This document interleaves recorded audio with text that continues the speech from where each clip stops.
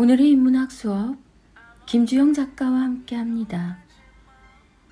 카카오 채널 마음과 생각이 자라는 인문학 산책.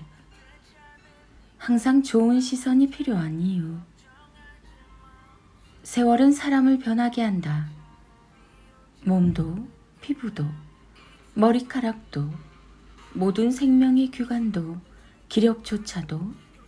그러나 세월이 변해도 지킬 수 있는 건 단 하나의 마음과 생각이다. 아무리 세월의 흔적이 자신을 가로막아도 내가 지킬 수 있는 걸 지키며 산다는 건 최악이 아니라 최상의 좋은 마음은 내가 내게 줄 수 있는 거니까. 카카오톡 김종훈 작가님의 하루 10분 인문학 수업. 세상에서 가장 근사한 대우받는 삶에 익숙해지고 사치에 익숙해지는 삶을 경계한다. 단순히 그것들이 두렵기 때문은 아니다. 타인에게 대우받는 삶에 매몰돼 내가 나를 대우하는 법을 잊을까봐. 그게 너무나 두렵기 때문이다. 네이버 블로그 김종훈 작가님과의 대화. 점장님의 허락이 필요한 일. 집 근처에서 사색하다가 지나가는 사람들 구경도 하고 공간이 주는 아늑함도 느끼고 싶을 때 주로 찾는 곳. 가끔 이런 생각도 한다. 연주하지 말라는 안내문이 적혀있는 저 피아노에 영업이 모두 끝난 시각에 앉아 내가 사랑하는 앙드레 가뇽의 넘버들을 잔잔하게 연주해보고 싶다. 텅 빈 공간, 깜깜한 밤, 향기로운 커피와 피아노 소리, 와인 한 잔 즐기며 연주하면 더 근사할 듯. 점장님 허락해 주세요. 카카오 채널 김종훈 작가님의 기저귀 필사법. 인지 발달이란 아이가 세상에 퍼져 있는 다양한 정보를 지각하고 스스로 평가하며 온전히 이해할 수 있게 하는 지적인 능력을 습득하는 과정을 의미합니다. 지각과 평가, 그리고 이해의 3단계 과정을 거쳐야 하죠. 그래서 일상에서 이런 식의 질문을 하는 게 좋습니다. 1. 기준을 부모가 정하지 않고. 2.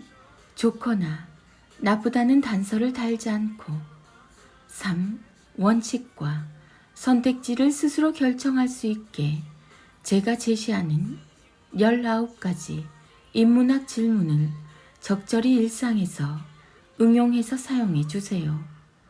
지적인 능력을 습득하는 3단계 과정을 자연스럽게 연습할 수 있으니까요.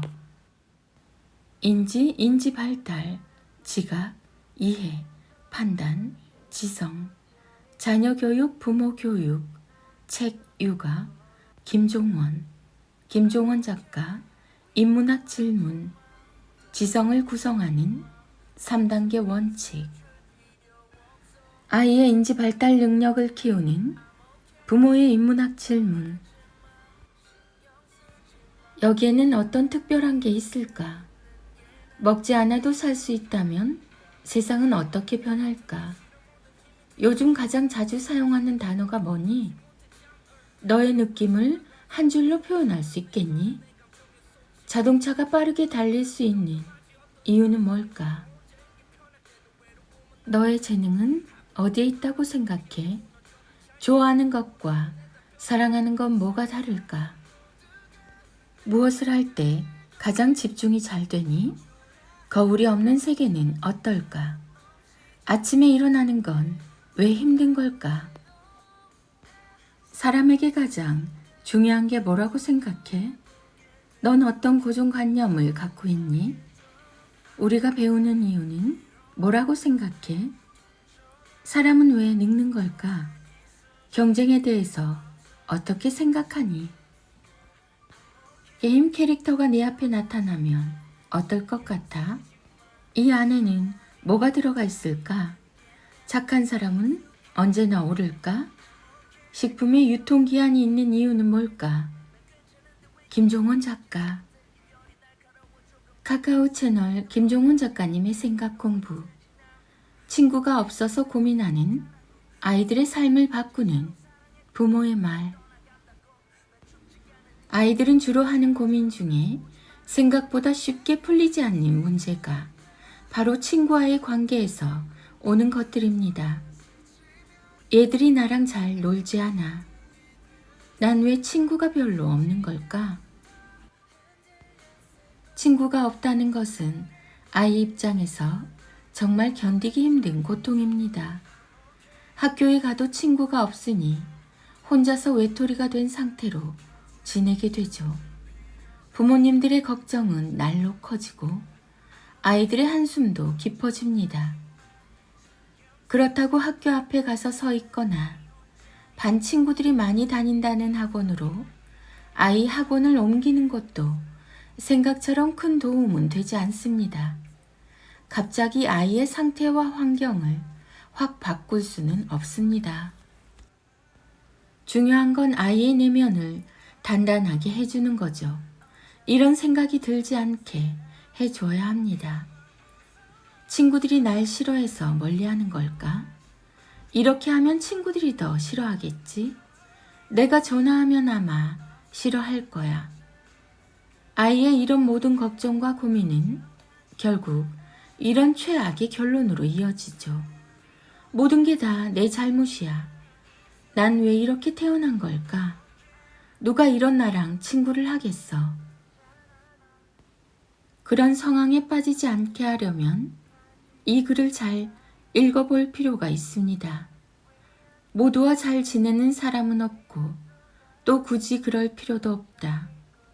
정말 소중한 친구 몇 명만 있으면 되는데 그 시작은 먼저 나 자신과 멋진 친구가 되는 것이다. 혼자서도 잘 지내는 아이가 많은 사람과도 잘 지내게 됩니다. 이런 식의 대화로 그 가치를 느끼게 해주세요. 오늘 저녁에는 축구하자. 어제 읽었던 책 어떤 부분이 좋았어? 화단에 핀 꽃 보러 가자. 이런 식으로 과거 혹은 현재 보내는 시간이 어떤 방식으로든 가치가 있다는 사실을 대화를 통해 자연스럽게 알려주세요. 주의할 점은 바로 이것. 선택할 수 있게 해서는 안 된다는 것입니다. 침울한 상태라서 선택이 가능하게 하면 움직이지 않고 부정적으로 흐르게 되니까요.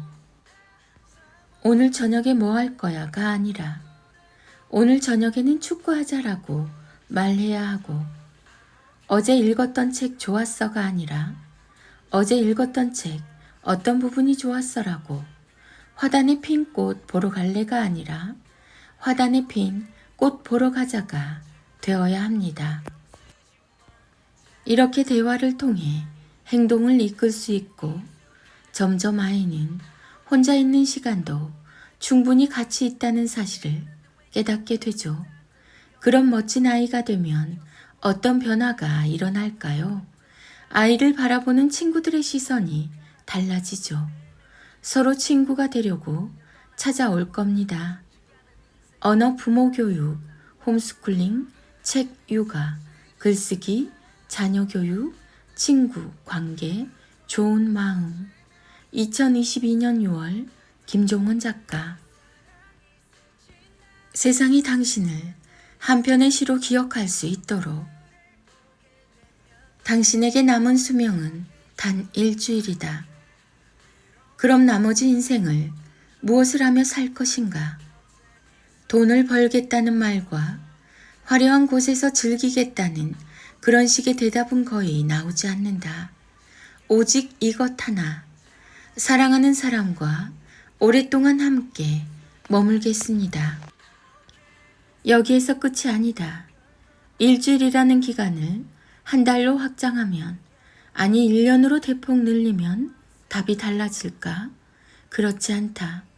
아무리 기간을 늘려도 사랑하는 사람과 머물겠다는 말은 조금도 달라지지 않는다. 이유가 뭘까? 그런데 왜 지금은 자기 마음이 내는 소리를 듣지 않는 걸까? 이유는 간단하다. 영원히 살아갈 것처럼 살기 때문이다. 죽음에 매몰되어 사는 것도 좋지 않지만 죽음을 아예 잊고 사는 건 더 좋지 않다. 우리는 사랑하기 위해 태어났다는 근사한 사실을 잊지 말자. 더 사랑하자. 당신이 세상을 떠난 이후 세상에 남은 사람들이 당신을 한 편의 시로 기억할 수 있도록. 인문학의 대가 김종원 작가님의 하루 한 장 365 인문학 달력. 아이들의 낭송이 이어집니다. 인문학 달력 1월 4일 사랑이라는 단어는 나중에라는 의미를 담고 있지 않다. 오직 현재 바로 이 순간이 사랑을 실천하기 가장 좋은 때다.